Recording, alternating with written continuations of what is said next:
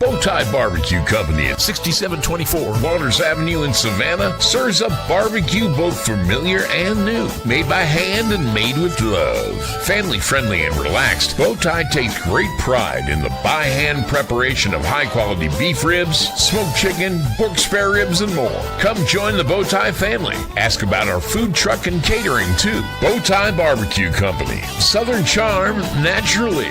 Look for them online at bowtiebarbecueco.com.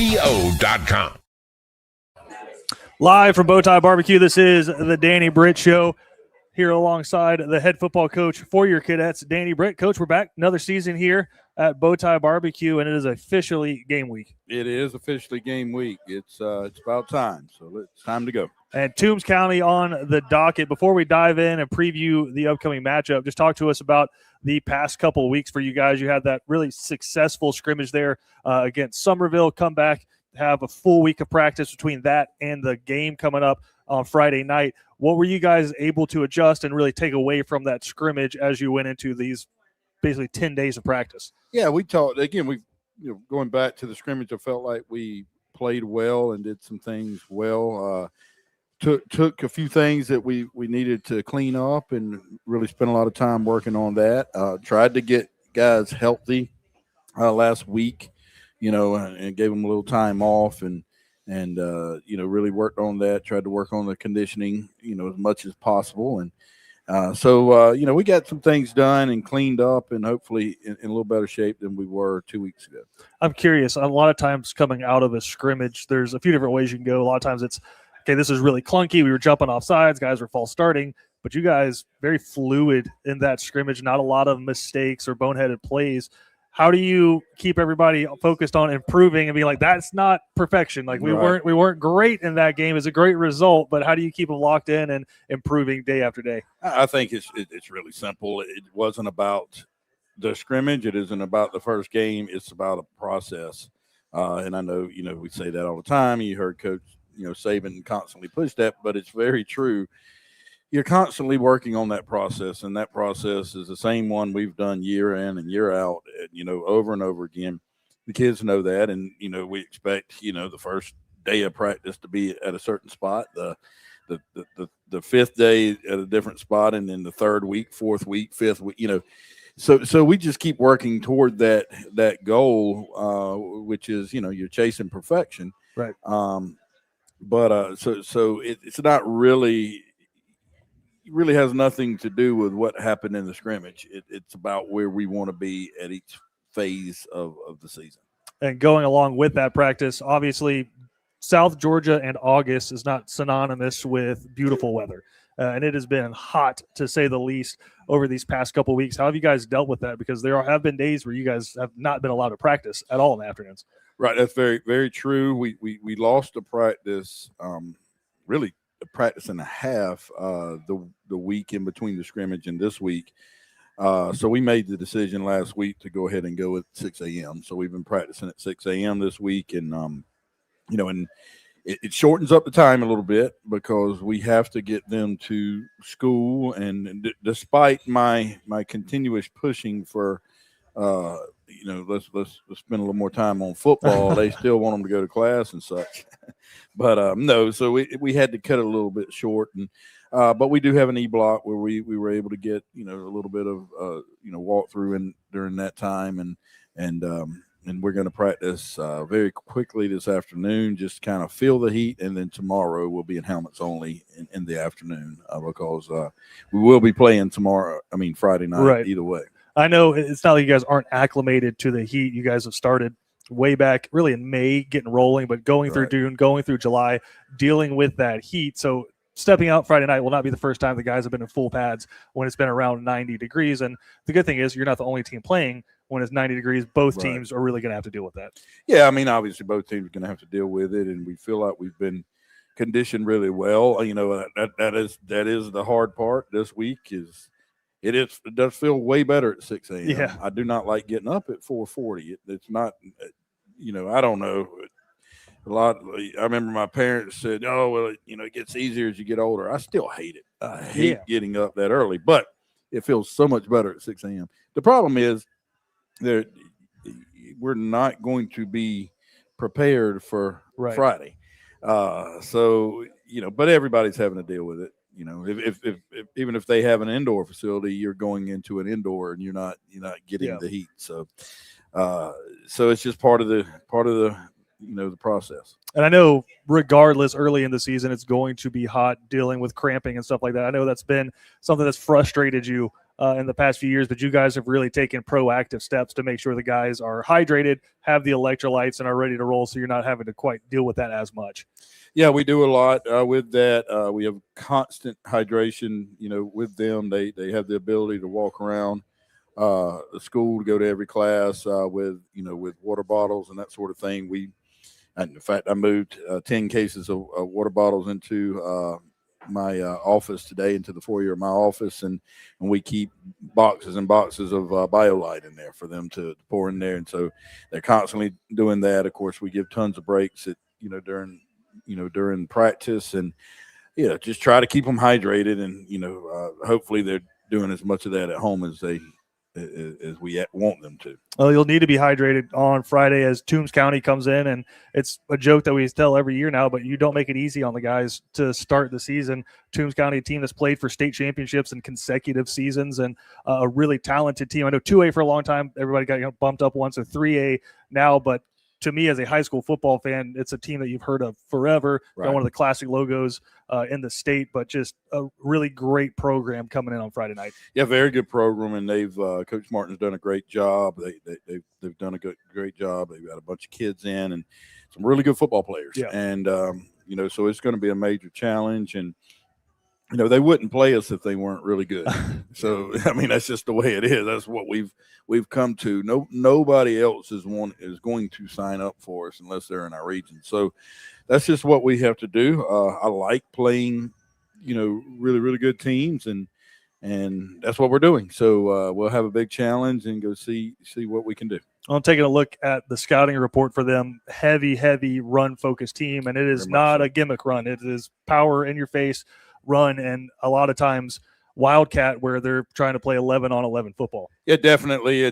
They're very physical. They want to be very physical. They have a big, nice offensive line, some good backs. So they want to come downhill at you, hit you in the mouth, and play football. And I feel like we're pretty good at that game too. So we'll see. Should be exciting to watch. I know the dangerous side with that, where you have a team that runs 70% of the time, is all of a sudden you can look up and your offense has had 2 possessions in the first half and the clock's ticking down and you're down 2 scores. How do you go kind of mitigate that? And does the play calling strategy change offensively for you guys when you're playing a team that can milk the clock like that? It could. I don't think it does. In our case, we've kind of decided who we're going to be. Years ago, I think AJ decided this is what we're going to do. It could be really bad. Yeah. If they're pounding the rock and they're moving the ball down the field, and then we're with our fast-paced offense and we go 3 and out a couple times, it could be dangerous. But that's what we've chosen to live with, and that's what we're going to do. So we're going to go out, we're going to move the ball fast, and of course we're going to be about 50-50 run pass ourselves, but yeah, we're going to do what we do. Staying on the defensive side of the ball, I know one of the toughest things, we talk about this usually when Marist comes around, if we end up facing them in the playoffs, but it's run, and then all of a sudden a guy's 20 yards behind your defense because everybody's looking into the backfield. They do have a passing component to the offense, sure, and we are replacing 3 guys in the secondary. So a tough first assignment for some guys who are going to be going out Friday Night Lights as starters for the first time. Yeah, definitely. It's going to be that way, and they can do that. They can definitely throw the ball, and they have some receivers that can go get it for sure. So it isn't quite that extreme as a Marist, and what they do, but it is something we're going to have to be aware of, and they're going to take their shots, and it could really hurt us if we're not disciplined. I would say kind of comparable to Perry a few years ago, where it was running quarterback and then they'd swap in the quarterback that they feel like could throw it a little bit better. How does that affect the play calling defensively for you guys? Not extreme. I mean, Coach Houston, of course, will know that, and know down and distance of all, like you always do. But personnel is something we talk about. I mean, it's every play. Yeah. You have people we're helping him with personnel, know who's in there, and so that adjusts every single play.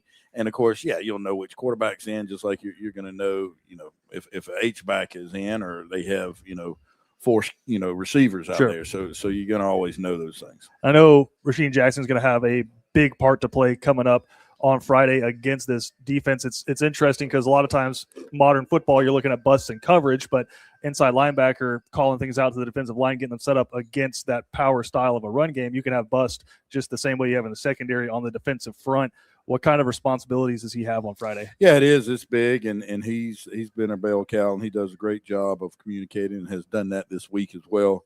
So yeah, he's going to have a lot of responsibility to get them, get them lined up, get the D line headed in the right direction. And you're right, that is very important because what they like to do with their pulling and trapping, and you could end up with 5 or 6 guys on 3 if you're not careful, and there's no way we're stopping it. And that at 6 points the other direction. So I think one of my favorite things in high school football is the communication to the guy who's maybe third on the depth chart, and you're like, you need to be ready because you're probably going to play. Like, you need to be ready. You're probably going to play. They don't believe it until it happens, and you get like the big deer in the headlights look when they tell them you're going in against a Toombs. But specifically on the defensive line, I thought in the Summerville game, the front line played really well, but there was times where there was hands on hips, and those guys were tired because it was 7, 8 plays in a row. Right. When you're getting beat on, especially against a team like this, you're going to need those second and third guys ready to roll.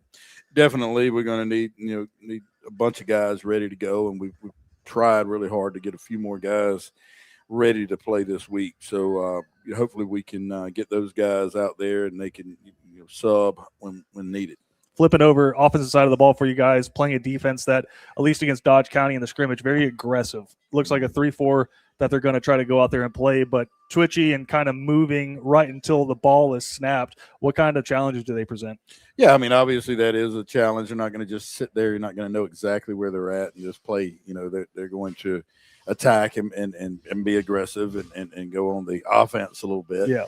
And that's okay. We've seen that plenty of times, and Coach Phillips will take that into account, and just making sure we're solid in what we do, which it typically is. We're not going to try to do too much crazy, crazy plays. You go do what you do, and hopefully when you're solid, you can kind of wear that down. And I know for them, they feel very confident in their front three, just like you guys feel very confident in your front three. Right. For an offensive line that we've given a lot of flowers to this offseason, it is a challenge game one with those front three because they feel like they can get up there, cause a mess, and let those linebackers run free. And that's what they're trying to do. And obviously we've got a good group up there, and it's time for them to – you're right. We've given them a lot of flowers, a lot of praise. It's time for them to step up and show what they can do.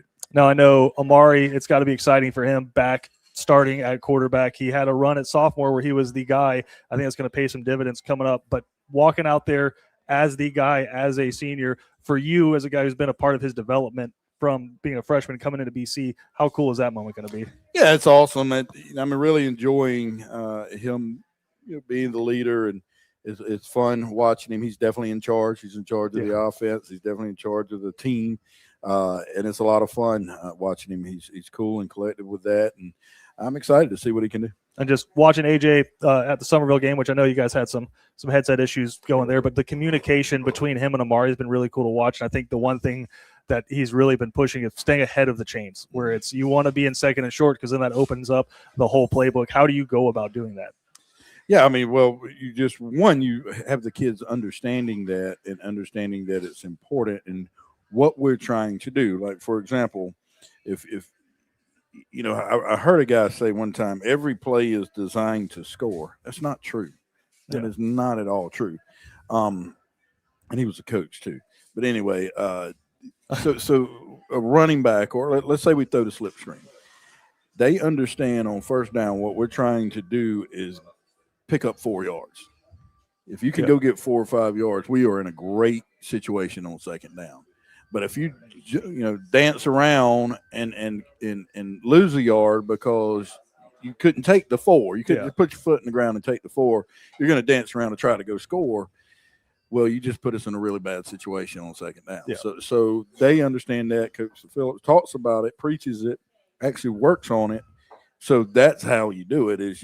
And then you call plays that you feel confident in, getting 3 or 4 instead of just trying to score every play, which is stupid. Well, I'd say the kind of the opposite is the case with you guys, where you have the talent to be I'm going to hand the football off to the running back to pick up 4 or 5 yards. Then all of a sudden you have number 5 back there. Right. And what's supposed to be a 4 or 5 yard gain turns into a touchdown. Well, and that's great. Now we'll take it. I'm not saying we don't want the touchdown every time. But you understand what I'm saying. Yeah.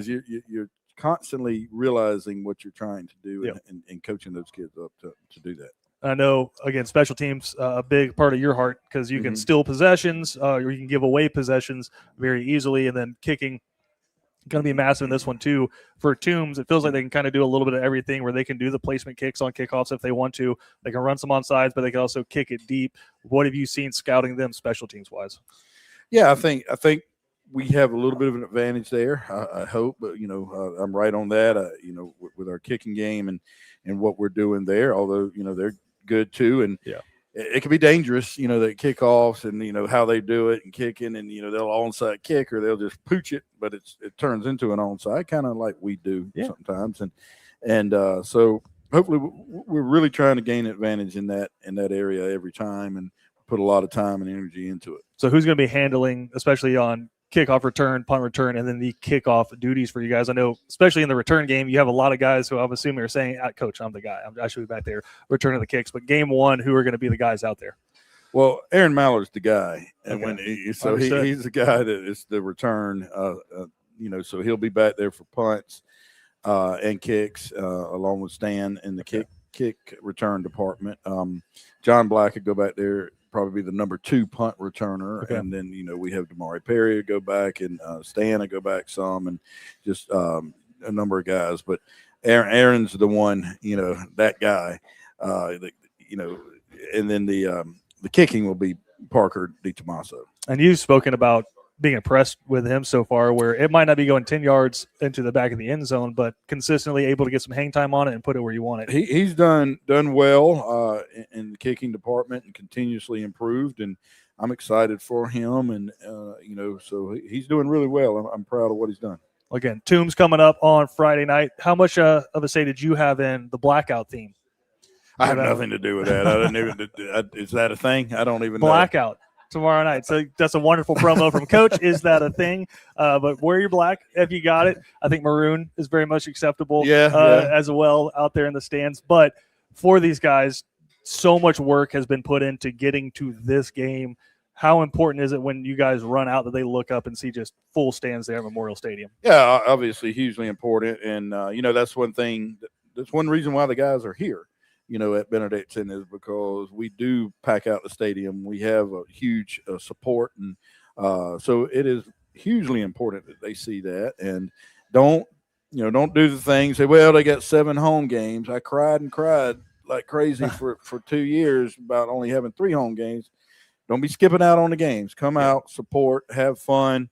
And it is very important for the kids. Yeah, and specifically these first 3 weeks, if you're a high school football fan, I don't think it gets any better than Toombs, Hebron, and Camden in a row. I know it's all. I noticed somebody, and I can't keep up with all this stuff. Obviously, I didn't know it was blackout. I can't keep up with all social media and all, but they had talked about we're one of the top games in the state. The first 3 non-region games are all huge games in the state. So I thought it was pretty cool. So come out and watch it, support the guys, and enjoy.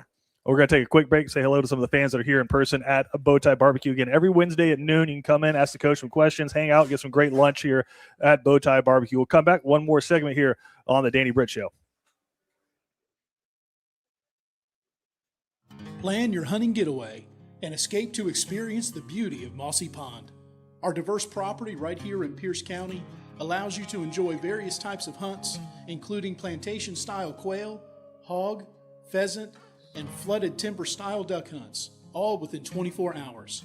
At the center of it all, experience scenic, rustic, beautiful, and inviting amenities like luxury lodging, our first-class pro shop, fine dining, and the perfect event space. Book now and see why Mossy Pond Lodge is Georgia's premier hunting paradise. Want to make some extra cash just by sitting on your couch? At Cash and Carry in Savannah, Georgia, we buy any car, no matter the condition, and take it right off the road. Just visit the link, enter your car details, and get an instant offer. Cash and Carry, turning cars into cash without leaving your couch.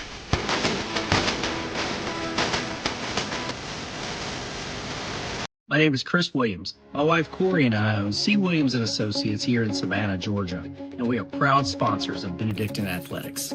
We have 3 different offices in downtown Savannah with 16 therapists providing a variety of different services, including individual therapy, couples therapy, group counseling, walk and talk therapy, as well as mind in motion, which integrates traditional talk therapy with personal training. When it comes to mental health, having a game plan is important, and we're here to help you find yours. Criminal defense, family law, DUI, and divorce. You need representation. The one to call is Savannah's own Jonathan V. Dunn, PC, attorney at law. Voted a Thomson Reuters super lawyer consecutively since 2023. Online at jvdattorney.com. As the world's largest lifestyle retailer of recreational boats and yachts, MarineMax is dedicated to connecting people with life-changing experiences on the water. More than just a boat retailer, MarineMax offers a complete range of services. 3518 Old Tybee Road, Thunderbolt, and online at marinemax.com.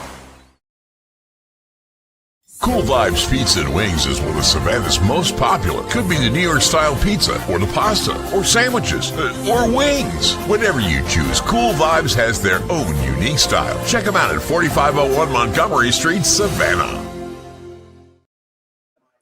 Welcome back in to Tai Barbecue. Christian Gokel alongside the head football coach for your cadets. And, Coach, it's game 1, which means there's going to be some excitement, and sometimes you trip over your own shoelaces out there, but you just got to get back up. That's right. And one thing we tell our players every season is don't let one bad play define the game. Good teams stay composed, make adjustments, and keep moving forward. That same kind of long-term thinking matters when it comes to your investments. Abel's Iron On Moore and Associates works with individuals and families by providing personalized investment management and objective guidance designed around their goals instead of reacting to every headline or market swing. Learn more at aimainc.com or call 912-777-4128. Oh, Coach, getting back after it another year here at BC. I know it feels like just yesterday you're rolling in, starting a program, and trying to win a state championship. Now you guys got a couple of those hanging up, more than a couple, those trophies hanging out over at BC. But coming back, starting a season, are the butterflies still there like they were in year 1? You know, it's funny. I don't think so all the way around. I remember, getting just seriously nervous for practice and everything when I first got started. But I can promise you, going into the game, I still get very nervous and uptight and all of that stuff. So, all right. Passionate fan base. Yeah, that's right. That's right. But with that, I know the guys that you're around, you don't do this job for the money. I mean, I think that's just the reality. The hours that you guys work and you put in, it is for the love of the game and the unique challenge you get every year with a new crop of players.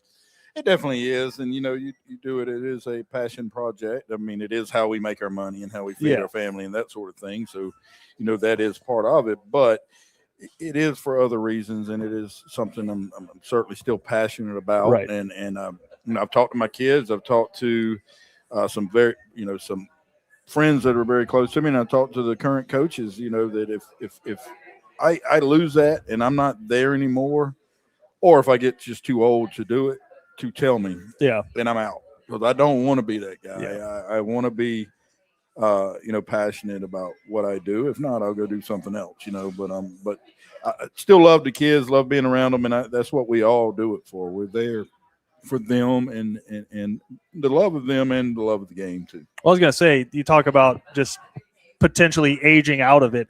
I think it's interesting. I always save like the last 5 minutes here just to talk about football overarchingly with you. A lot of times we're in season, so I can talk to you about games and teams, but it's been fascinating to me over the past couple of years to watch the cyclical effect of football, where it's everybody's 4 wide, and then all of a sudden the team, because everybody's adjusting to that defensively, the team that comes out under center with a fullback is the best offense in football. And we watch the Rams are dominant under Sean McVay, and it's so ahead of its time and advanced, and they're running stuff from the 90s and the early 2000s. And the same thing the Seahawks just won the Super Bowl with, where it's all under center. So for you, how cool is it every now and then to see where it's like you guys have been under center running the buck sweep, and then people reinvent that coming back in where you're like, no, we're going to try something new. And you're like, we've been running this for 30 years. Different.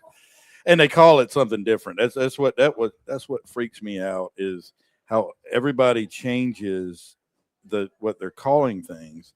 and it's. I'll look at my coaches and say, "Hey, isn't that just counter tray, for example?" Yeah. And they're like, "Yeah, coach, it's just counter tray." And I'm like, why is it? This guy's making money, I'm sure, selling to somebody by changing the name, Yeah. But it is cool. Football, good football still wins. Blocking, tackling, playing fast, playing hard.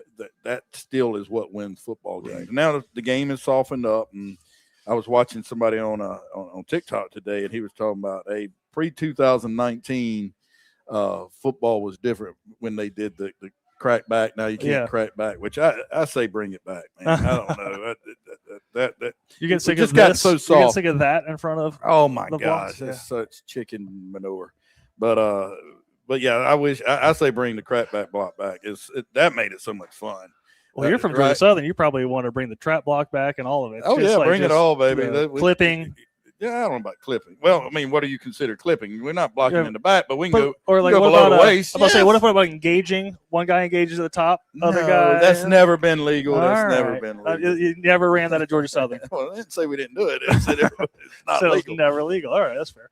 But again, going back, NFL, watching the Seahawks, watching those guys all under center. It's sometimes it's cool to watch football come back around and reinvent the wheel. It is, and it's like fashion. You're right. It is like fashion. My dad wore a trucker hat and sideburns and a V-neck T-shirt every day of his life. He would go out of style, into style, out of style, into style. It was hilarious. He never cared either, by the way. Broken clock's right twice a day. That's all that matters. But two teams that subscribe to the theory of we're going to block really well, we're going to run the football really hard, and we're going to play aggressive defense coming up on Friday. That is what we both do, and I'd say it's worked pretty well for Coach Martin. It's worked well for us, and that's what we're going to try to do again Friday night. I know they are, and it should be great to watch. And one quick note before we get out of here: Jonathan Black picks up another offer, this time from Florida Atlantic, and I think these are the first of many that are going to come through for him. When you kind of project him out, I know it's hard because he's still a young football player and he's got a lot of growing left to do, but at the next level, where do you see him playing? I think he's a corner. I think he's just unique cover skills, and I think corner, and if he continues to grow, could be a major, eventually 1 or 2 round prospect. I mean, that's a long way off. I'm just saying that there's the potential.